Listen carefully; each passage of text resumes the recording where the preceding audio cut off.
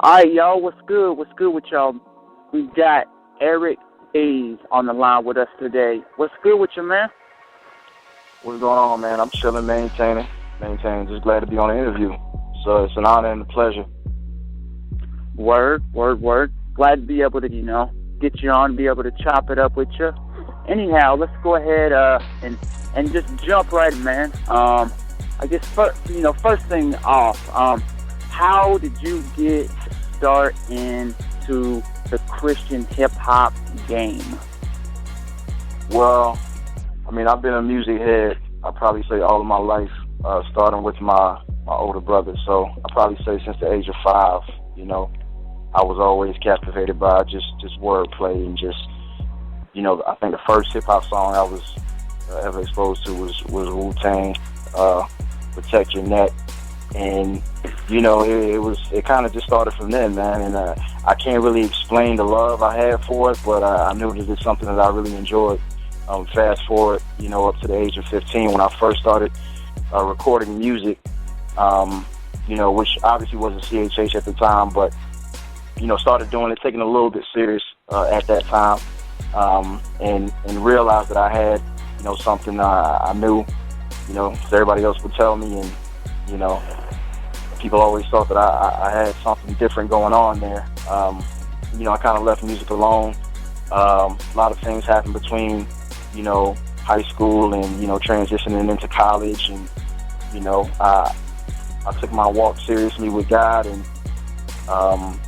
started being more concerned about my personal life. And, Christ became a part of that. And I started looking at music as a way to really minister. And, at the time I wasn't really too sure about the CHH thing or what it really stood for or the significance of it, but I knew that it was something, that could be used as a great tool, whether it was hip-hop or whatever it was. I wanted to minister to some capacity, and I just felt like it made sense, and, started getting exposed to a lot of other cats, and God was meticulous with placing certain people along my path, and it just naturally worked, and it's something that I enjoy. So yeah, that's pretty much where it started. Okay, cool. You mentioned, really getting into, being a music head, big music head, and all of that. For you, who are some of the, your big influences, whether it be, not Christian hip hop, secular, or, just whatever, just for you musically, who are your, some of your bigger influences? Well, yeah, like I said, Wu-Tang was probably the first influence that I had. And these dudes were just, lyrically assassinating tracks and, if you will, just a bunch of cats with just their own flow and their own unique style, but properly rode the track, and it was just so gritty and gutter. And, I kind of identified with that. It took a lot of that into my own music, but I definitely say Wu-Tang. Nas is probably the biggest influence, or was the biggest influence on me musically.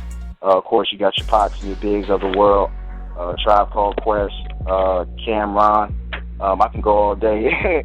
Little Brother, which, is out of North Carolina.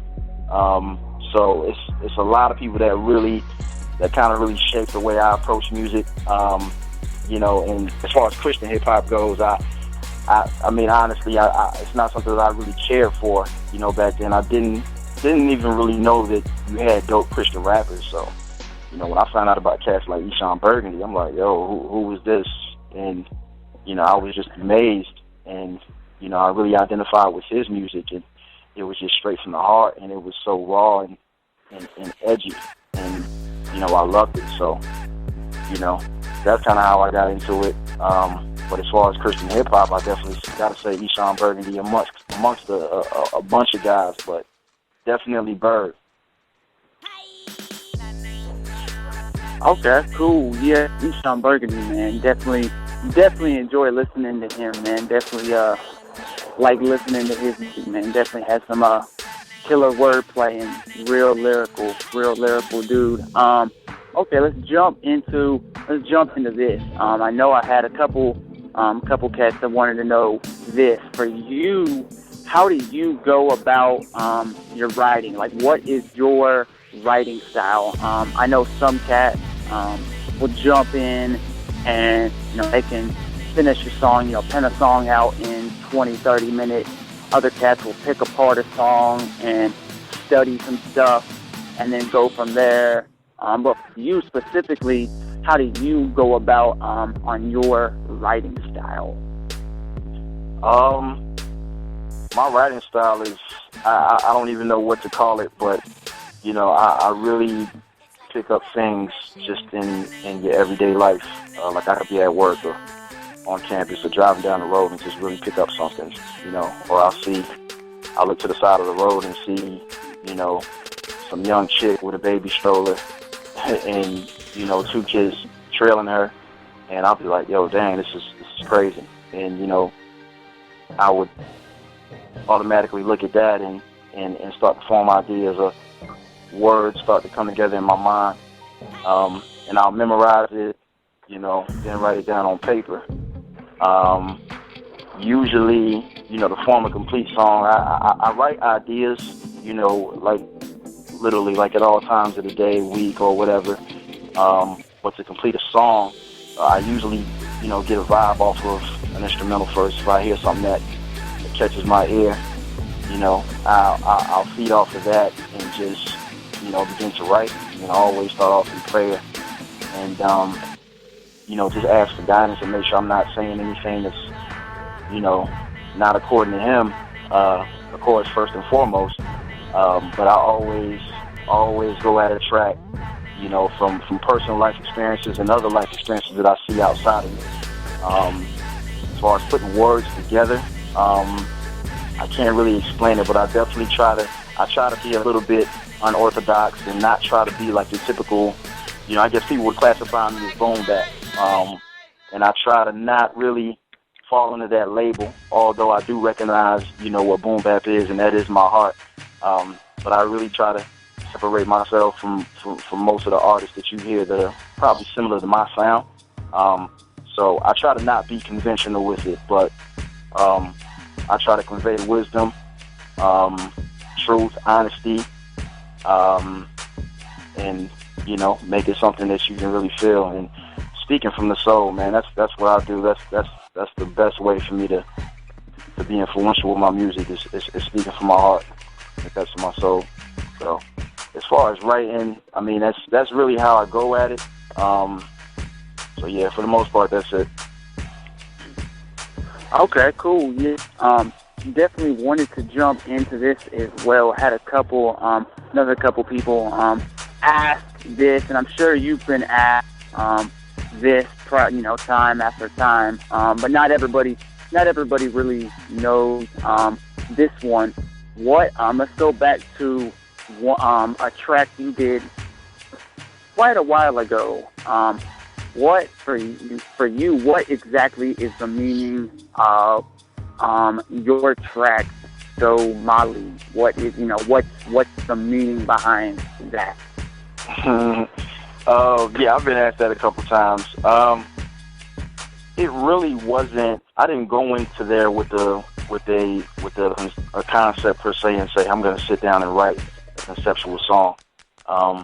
And it was part of a project where I was given vision or an idea of how to really do it. I wasn't told how to approach the track, but I know a lot of people look at music a little bit different, especially in the CHH arena, versus your typical person that listens to music. Your regular person that listens to music just wants to hear good music.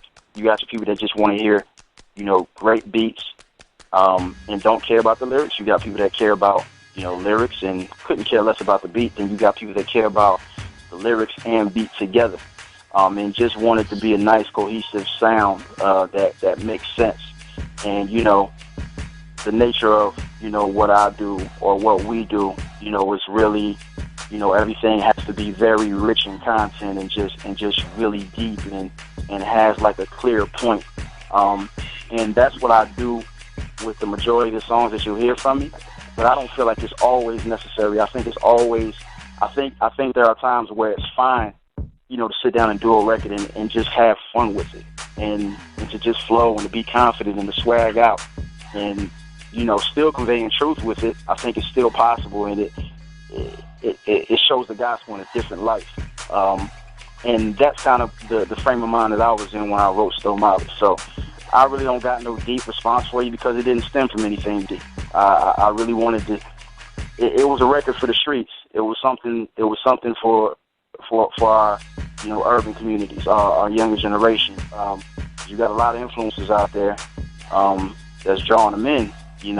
This is one of those records where I really thought, hey, I just want to make a good record, identify who Jesus is, and just dumb out with it. And that was the idea behind it. So, I know a lot of, Christian people are, used to a particular type of sound or a particular way of doing a song, and might not relate to that record. But it was really just a fun record, just to dumb out and to not be serious. I got plenty of serious records. You could check it. But, it was a fun record, something catchy, something cool, something the kids could grab onto. I mean, it was good. It's a harmless, fun record. Okay, definitely like that, man. Wanted to get into this as well. Noticed just recently, and just listened to it the other day.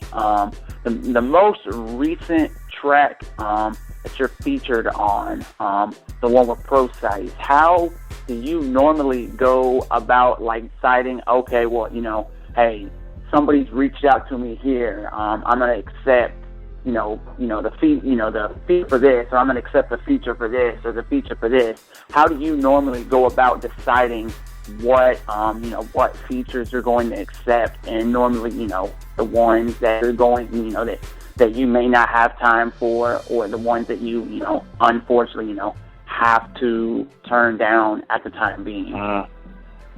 Relatively speaking, I got plenty of time, I got plenty of time. Ain't nobody, banging on my door for free. I'm not gonna say anybody, but I'm not like these artists where you call them and I got 30 features lined up, man. I'm gonna have to turn you down. If I turn a feature down, it's first of all out of love, but my style just may not, or I personally don't feel like my style fits yours, or I feel like maybe there's work that needs to be done on your part, before I can feel comfortable with getting on the record.